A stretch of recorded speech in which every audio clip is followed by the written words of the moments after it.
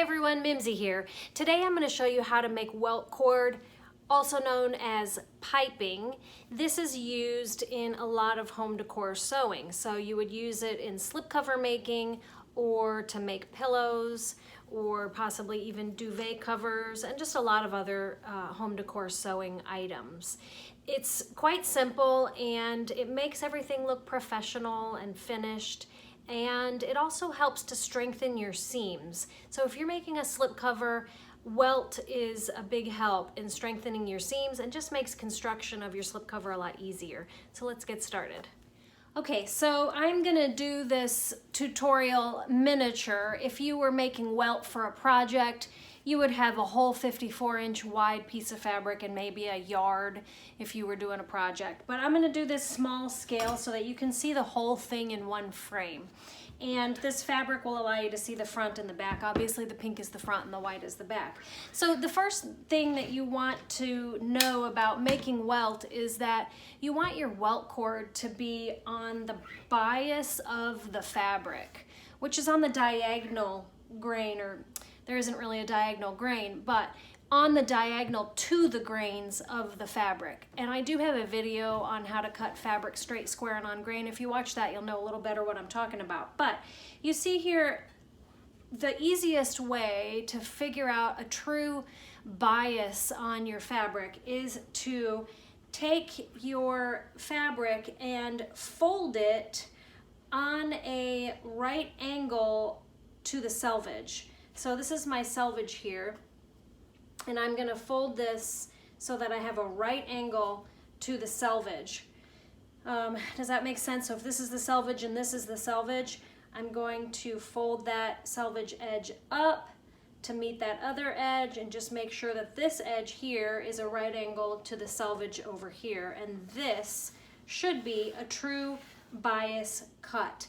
And when you're making welt, it's not all that important that it has to be a perfect bias, just as long as it's some bias on your grain, because this is where the stretch is in your fabric. You see how much stretch I have on the bias?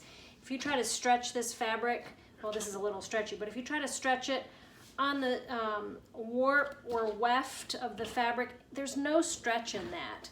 And when you have welting, you're going to need to be able to go around corners and curves, and if you cut your welt on the straight grain, you're not going to have any curve in your welt, and you'll get puckering and gathering on your welt when you try to go around corners. And obviously if you are in a pinch and you don't have enough fabric to be able to do a bias cut on your welt, you can make welt on the straight of the grain. It's just not ideal. So this is the way I do it. So I cut it like that, or I fold it on the bias, turn my fabric on my table so that it's lined up with one of my lines on my cutting mat, take my yardstick and cut my first piece of welt, or first strip of fabric. And I cut my first strip to 1 inch because that first strip is folded in half, and when I get that opened up, obviously it's going to be a 2-inch strip.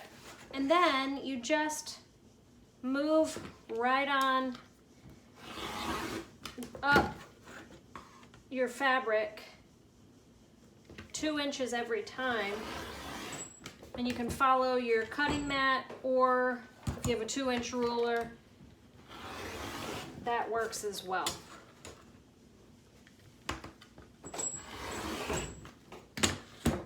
So my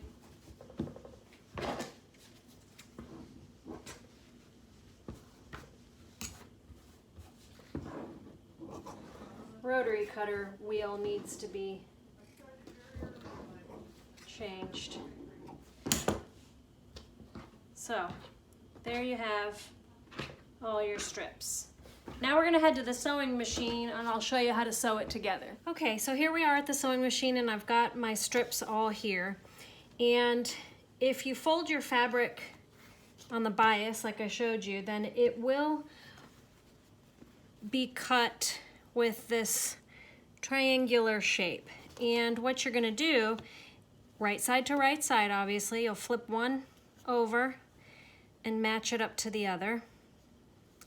And you want to line it up like this so that you have a little bit hanging over here and a little bit hanging over here. And you'll see this creates a right angle like that.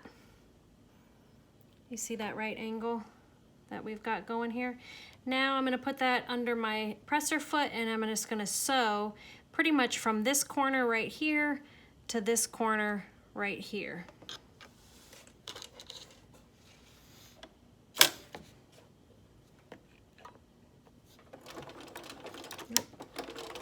And you don't really need to back stitch on this. And I don't have my scissors.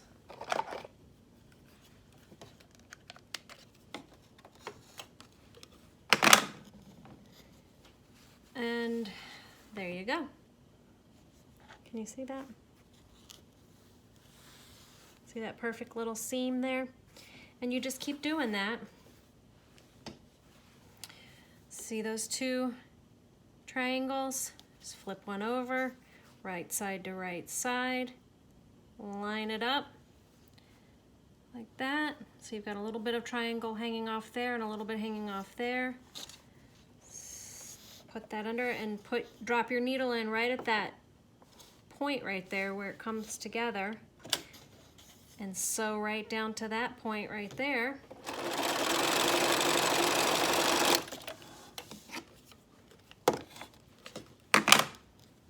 And voila.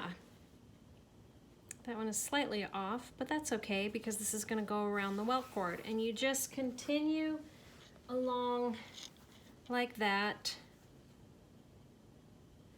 until you've used up all your strips and made yards and yards and yards of welt.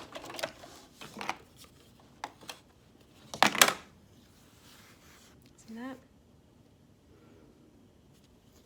Can't even see that. Okay, then the next step is to take this to your ironing board and press these seams open.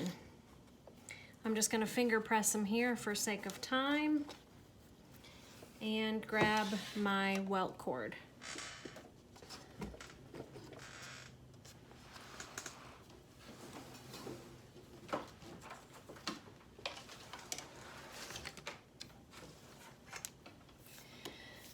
Okay, so here's my welt cord. I keep my welt on a roll right there.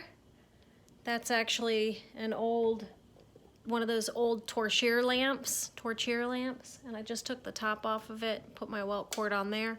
So I just drag it when I'm sewing. I just drag it off of there as I'm sewing.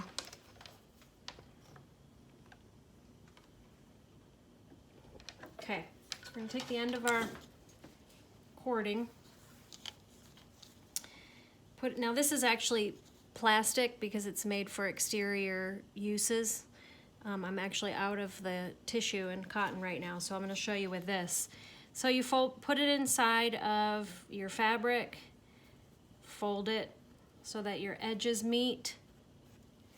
Put that underneath your, you got to change your foot to your welt foot or your zipper foot, I should say. That's a zipper foot. You could use a welt foot for this. Make sure you get your needle to the side. And then you can put it on your longest stitch length for this, because this is going to be sewn into whatever project, so it doesn't need to be a short, tight stitch.